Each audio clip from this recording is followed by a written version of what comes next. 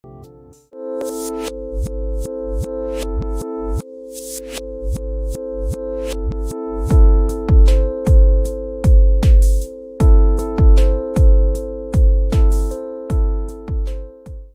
what's up, guys? Hope you're all having a good day, morning, whatever you need, evening.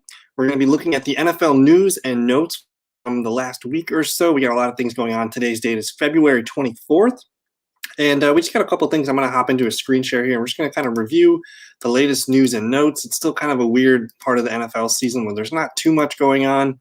I think a lot of teams are just probably preparing for the NFL draft. And we got free agency starting up in mid-March. So we're still a little bit away from that. So a lot of the current news and stuff is a lot of just, player cap cuts or things like that, or maybe some free agency rumors. So the NFL headlines today: Tyrell Williams, Raiders receiver, was released, clearing up $10.6 million in cap. He didn't play last year, if I remember correctly. I thought he had like a shoulder or something. Maybe it was like a collarbone or something injury here. Let me see. I can't read this and see what's going on. A tear, something was going on here. So anyways, they're moving on from him. No big news there. He can maybe sign somewhere for a vet minimum and help a good team out there. It looks like Jimmy Garoppolo, John Lynch is saying, I really believe Jimmy's going to be the starting quarterback. We'll see what happens. I know it just doesn't feel like it's a true vote of confidence, but we'll see. Jason Pierre-Paul recovering from a knee scope injury. Mitchell Schwartz underwent offseason surgery. Cam Newton said he'd be open to signing a one-year contract with the Patriots. He did not have a very good year, so his market might be a little bit weak. It makes sense for him to stick in New England, but maybe New England wants to do something different. So we'll see what happens in the free agency period. KJ Wright said he won't take a discount to re-sign with the Seahawks. And you got Ben Roethlisberger, Steelers president Art Rooney, announcing Ben Roethlisberger will return for the 2020 season. So that's great news for Steeler fans. Good news for your receivers in Juju and maybe Juju, but Deontay and Claypool for sure are going to get the biggest boost from a Ben Roethlisberger return. Of course, Juju says he wants to resign with the Steelers. At the end of the day, I want to have my legacy in Pittsburgh and retire there. I don't want to leave. I'm Pittsburgh for life. So we'll see if they can figure out the money. But man, another season of Ben Roethlisberger, Juju, Claypool, and Deontay. It could be a really good passing game again there. And there's rumors that the Raiders and the Jets are both interested in the Juju Smith-Schuster. Tom Brady, the Buccaneers here, GM Jason Licht saying it's a possibility the team extends Tom Brady this offseason. We'll see what happens. Tom Brady's probably just having a good time, probably not thinking too much about what he's doing. So we'll see in a couple weeks. But this one's kind of a big one. For as far as fantasy news go, Aaron Jones, Miami Herald's Barry Jackson reports there's mutual interest between the Dolphins and impending free agent Aaron Jones. Miami's going to have roughly $26 million in cap space when the new league year begins and could easily create an additional $36 million in cap space by restructuring current contracts and are outright releasing a number of veterans. So this one's kind of interesting. The Dolphins do have the number 18th overall pick. We'll see what happens. I mean, they got, Myles Gaskin and Salvon Ahmed there. Those are some, fine backs, but Aaron Jones he's going to attract a lot of attention, I think, in this market. And even Jamal Williams could be a really good option there too. But Aaron Jones, we'll see if he sticks around with the Green Bay Packers. It doesn't seem likely at this point. I think Green Bay is going to probably move their money elsewhere. So I'm just kind of looking around for any other news and notes. The tackle for the Titans, Isaiah Wilson, former first-round pick, he has since deleted a tweet saying that he's done with the Titans. So I don't know what to do with this. He wants to play somewhere else. We'll see what happens for him. Wish him the best of luck. The Jaguars have declined Tyler Eifert's 2021 option, so he's a free agent. We'll see if anyone wants to kick the tires on the injury-prone 30-year-old tight end. He looked okay last year, and he played 15 games, so that's a good step for him in the right direction. NFL Network's Ian Rappaport reports Derek Carr is in the Raiders' plans for 2021 season. We'll see what happens. We know there's a little bit of smoke there with Marcus Mariota maybe being traded. I don't know. They got two pretty decent quarterbacks.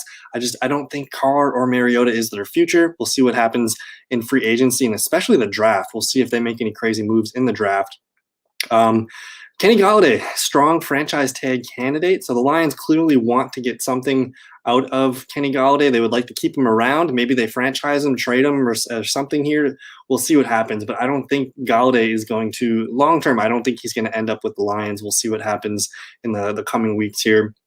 The Jets have received real interest in Sam Darnold. With the Jets being at 2, I mean, I think it's looking more and more likely that the Jets are interested in Zach Wilson at quarterback. at the number 2 spot. So we'll see what happens with Darnold. If they can move him for a late first, maybe early second pick, that could be the best case scenario for a Darnold return. But I don't know. Sam Darnold could be starting elsewhere, not New York next year. I don't know what I saw this tweet come through the other day, and I just kind of laughed at it. So there's a report that the second round pick might be on the table if the Lions trade Kenny Golladay. Like, he deserves Kenny Golladay is a first round pick. I know he's a little bit older, but it's Kenny Golladay. He's a top 5, top 10 fantasy receiver if he's able to play for a full year. The Panthers owner, David Tepper, is obsessed with finding the team's long-term quarterback. This is my dark horse. I think the Carolina Panthers, Carolina just cleared $28.5 million in cash last week by releasing Kawan Short and Stephen Weatherly, safety Trey Boston, and punter Michael Pilardi. So a lot of money to be spent here. And the Panthers, I think Teddy Bridgewater probably not going to be starting in Carolina next year. We'll see what the Carolina Panthers do. Maybe, I don't know, maybe they shake things up. They could go after Deshaun Watson, but maybe there's a couple other quarterbacks that they tried trading for. Who knows? So interesting. Keep an eye on the Carolina Panthers quarterback situation. A weird report from Carson Wentz here. Peter King's reporting that many in the Eagles organization believe Carson Wentz couldn't handle hard coaching and was coddled in his final years at Philadelphia. Not a good look, but we'll see. He's back with Frank Reich, so that could it's probably the Colts and Frank Reich might be the perfect scenario for a Carson Wentz revival. A team with a really good defense, a team with a really good offensive line in Indianapolis. That's what Carson Wentz was missing, all of last year with Philly. So I'm open to Carson Wentz having a nice bounce back this season. Cam Newton's COVID-19 was a setback, of course. Bill Belichick with trade targets and such. I'm trying to think if there's anything else. There was some Chris Godwin news. Maybe we'll get to that in a little bit here. Desean Jackson released by the Eagles. We'll see what happens there, if he's got any interest in the free agency market. This one's kind of interesting. Matt Milano, linebacker for the Buffalo Bills. Really good coverage linebacker. He's going to test the open market, so we'll have to follow along with Matt Milano. He should be a highly sought-after free agent, I think. Marvin Jones wants to sign with a Super Bowl contender. I can see Marvin Jones, going to a team with a good quarterback, a good offense. A team like Green Bay needs another receiver weapon. Maybe even technically Minnesota. I was looking at Minnesota's numbers today, and yes, they have Adam Thielen and Justin Jefferson, but they lack a quality number 3 option, and we don't really know the long-term value of Adam Thielen. Just throwing some names out there. Jimmy Garoppolo's money's not guaranteed. Darnold for a second-round pick. Of course, Jalen Hurts. They could bring in competition in for him. I wouldn't be surprised if Philly drafts a quarterback, the maybe 3rd or 4th round, just to put a little pressure on Jalen Hurts and make sure he's doing his job. The reports the Colts received a pretty firm not available from the Raiders when checking in on Derek Carr. So it sounds like Derek Carr is going to be the guy here. The Bears never made a trade offer for Carson Wentz. That's interesting here. A lot of this is kind of just recycled news. Like I said, not too much stuff going on here. I think this is all stuff that we read last week. It's February 24th, and I'm seeing stuff from the 16th on here. So we don't really have, too many new newsworthy items. So what I'm going to do here is, since I'm still under 10 minutes, I'm trying to keep these videos a little bit shorter, just on a Wednesday night, just a quick news blurb. But I don't know. It's smoke and mirror season. We're going to hear, teams dabbling with free agency. We haven't heard anything on J.J. Watt yet, but I just want to show you guys. I'm in a couple of best ball drafts already. It costs $1.10 to do these best balls on drafters.com. Link in the description below. But I had the 4th overall pick in this one. McCaffrey went over 101. Kamara, Cook. Now I was up and I took Jonathan Taylor over Derrick Henry. It was between those two. I just went with Jonathan Taylor. I think he's going to be a hot buy throughout the summer here. I could have taken Henry, so those were the 2 options I was looking at. But I'm just just trying something different with Taylor.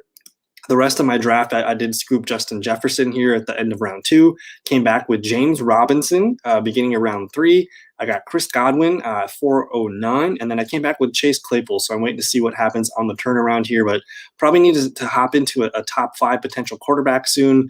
There's a couple tight ends that I like later, but I'll keep you guys up to date on these about every Wednesday. I guess I'll kind of just talk about them at the end of the show. But I did get this morning. I did get another one going. And when you do a best ball draft on Drafters, the draft order is randomized. So this one's moving pretty quickly too. So I was the 102. I just took Dalvin Cook. I didn't have to think too hard about it.